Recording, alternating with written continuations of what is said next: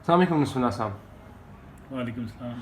Nasrallah साहब, पिछले दिनों फवाद चौधरी ने कहा कि हमारे पास 6 महीने अगर हमने परफॉर्म ना किया तो तब्दीली जाती रहेगी। आज इमरान खान ने -1 की बात की असम्बली में कि हुकूमतें आनी जानी रहती हैं और -1 हो भी गया तो पिछले इनको छोड़ेंगे नहीं। ये -1 की बातें कहाँ से निकल रही हैं?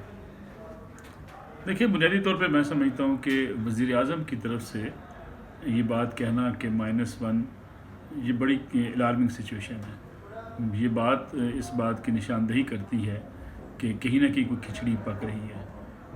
अगरचे तज़िये किए जा रहे थे और बाज़ लोग कहते थे कि ये तज़िये दुरुस्त नहीं है, लेकिन अगर वज़ीर आज़म ख़ुद कहना शुरू हो जाएँ, पार्टी के अरकान कहना शुरू हो जाएँ, सीनियर अरकान और वज़रा कहना शुरू हो जाएँ कि -1 जो है वो कहीं एग्जिस्ट करता है, तो इसका मतलब ये है कि कुछ ना कुछ चीज़ें इमरान खान साहब के हाथ से निकल रही हैं। और फिर उनका ये कहना कि अगर मैं -1 हो भी गया तो मेरी पार्टी अपोजिशन को नहीं छोड़ेगी। खान साहब की 2 बड़े अहम मसले हैं। एक, खान साहब की पार्टी पे जो गिरफ्त है वो काफ़ी हद तक कमज़ोर हुई है। धड़ेबंदियाँ खान साहब के लिए एक बड़ा चैलेंज बन चुके हैं जो पार्टी के अंदर हैं। आपके इल्म में होगा कि 12 के करीब अरकान असम्बली थे जिनको असद कैसे सब मना कर लाए वज़ीर आज़म के शाइए पे, वो नाराज़ थे। फिर उस दिन सारा दिन बजट की मंजूरी से एक दिन पहले वज़ीर आज़म साहब को अरकान असम्बली से इत्तेहादी जमातों से मुलाकातें करनी पड़ी हैं, उनके मसाइल सुनने पड़े हैं और उनके जो मुतालबात थे उस पर उनके साथ वादे वईद हुए हैं, जिसके बाद फिर बजट इजलास में लोगों ने शिरकत की है।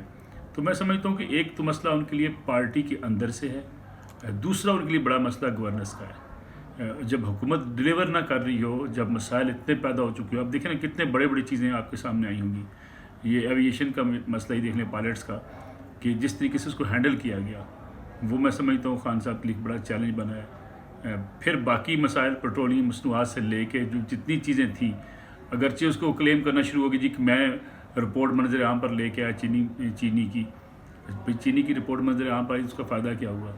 आटे की रिपोर्ट अगर आप मंजर आम पर लाते हैं तो उसका फ़ायदा क्या हुआ? इसी तरीके से पेट्रोलियम की आप कहते हैं जी कि मुझसे पूछे बगैर पता ही नहीं है, हमें ओगरा को नहीं पता तो आपने कीमतें बढ़ा दी। और माफियाज दुनिया में कोई नहीं होते, हुकूमत के सामने माफियाज की क्या हैसियत होती है?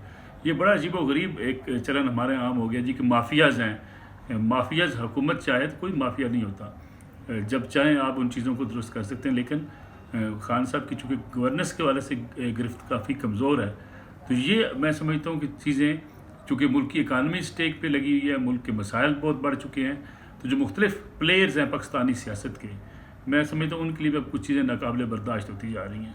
तो खान साहब के लिए मुश्किल वक्त न सिर्फ ये है कि अभी उसकी जो है आगाज़ हो चुका है, बल्कि लगता ये है कि अब शायद उन्हें ख़ुद भी इस बात का इदराक हो गया है कि बाज़ चीज़ों पर काबू पाना उनके लिए मुश्किल हो गया है। मलिक साहब, उरिया साहब ने भी अपने शो में एक बात की थी कि मुतबादल के तौर पे इमरान खान को कन्वे कर दिया गया है और मुतबादल के तौर पे 3 नाम जो है वो भी ज़ेर गौर है, जिनमें से असद जो हैं क्या नाम है हमारे जो मिनिस्टर हैं असद उमर और शाह महमूद कुरैशी और परवेज़ खटक के नामों के ऊपर जो है वो गौर किया जा रहा है और ये नाम इमरान खान को बता दिए गए हैं। आप क्या समझते हैं कि ऐसा हो सकता है?